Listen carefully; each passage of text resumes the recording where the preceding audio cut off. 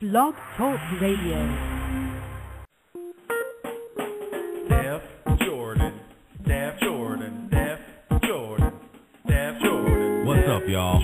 This is your main man, Mr. Instrumentalist, and you're listening to none other than Miss Deviosity herself, Steph Jordan. Steph Jordan, Steph Jordan. Hey, everybody. How are you? I hope everybody's out there living in color, having a good time.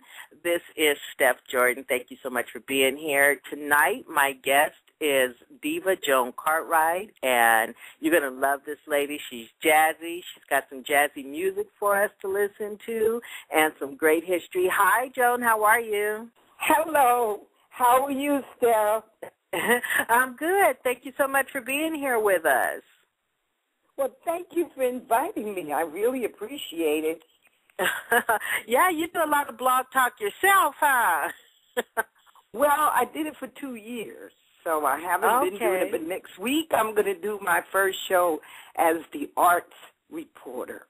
Oh, okay. Okay, what's that show going to be about? I'm going to be interviewing a pianist that I work with in Atlanta named Walter Bland, who has a new CD out called, I think it's Sweet Gumbo. Yeah. Okay. That's awesome. Well, I'll definitely be listening out for that, and we'll have to get that address into the chat room as well, so people can see what address you're in. And so let's just get right down to it, and so let's start with some history about you. Where were you born? Where are you from? I'm from Queens, New York. I cut my teeth on music at 4 years old. Wow. And I've been singing ever since. Yep. Now, at 4, what were you doing at 4, musically? Well, I was in Bernice Johnson dancing school. And Bernice Johnson was married to the famous saxophone player Bud Johnson. That's B-U-D-D, Bud Johnson. And he would babysit me and take me in the basement where he rehearsed. And I remember going down the steps and seeing all the famous musicians' pictures on the wall. But he would play, and that's how I learned how to scat. But I didn't know that until I was 37 years old. You didn't know that you could do it, or that's where you learned it? I didn't know that I had learned it there. I was standing in the elevator with he and Bernice and their son, Bud Jr., and it dawned on me. That's how I learned how to scat. That's wild. Now, was anybody in your family musical? My father was an avid listener. My mother played a little bit of piano, but she loved finger popping. And my dad loved classical and jazz. But my daughter is a singer. My daughter, Mimi Johnson, she started as a hip-hop singer, but now she's a grown woman, and she does R&B and soul. And so she is the absolutely beautiful experience. Yeah. She's in the chat room. Oh, okay. Let me go say hi. And also, Mimi, put your website address down as well so people can find you since you're in there. So you said you were singing when you were 4. I was singing on stage in front of a lot of people when I was 4 years old. I sang songs like Baby It's Cold Outside, Walking My Baby Back Home, a little boy was walking me, Somebody Loves Me.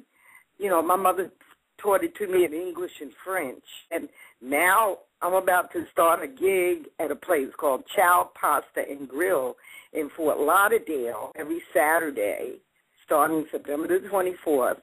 And I'll be singing my signature song written by Jeannie Cheatham, who lives not far from you. And the song is Meet Me With Your Black Drawers On. I love it. Oh, that's good. That's good stuff. So obviously, if you were singing when you were 4, at some point when you were young, you decided that that's what you wanted to do? Well, I really wanted to be a lawyer. And ironically, I worked for lawyers for 25 years because I type. You know, I'm a fast typist, and I write, and I'm very good at the English language. So I worked for lawyers, but a lawyer became my patron, and he actually paid for me to go to Europe in 1990, and that's when I started touring abroad. Oh, wow. That's awesome. How long did you tour abroad for? Well, for 8 years on and off in Europe. And then in 2006, I went to China, and I was there for 5 months. I also went to Japan while I was there. And I sang at a place called CJW, which is Cigar, Jazz, and Wine, for 3 months in Shanghai. Okay.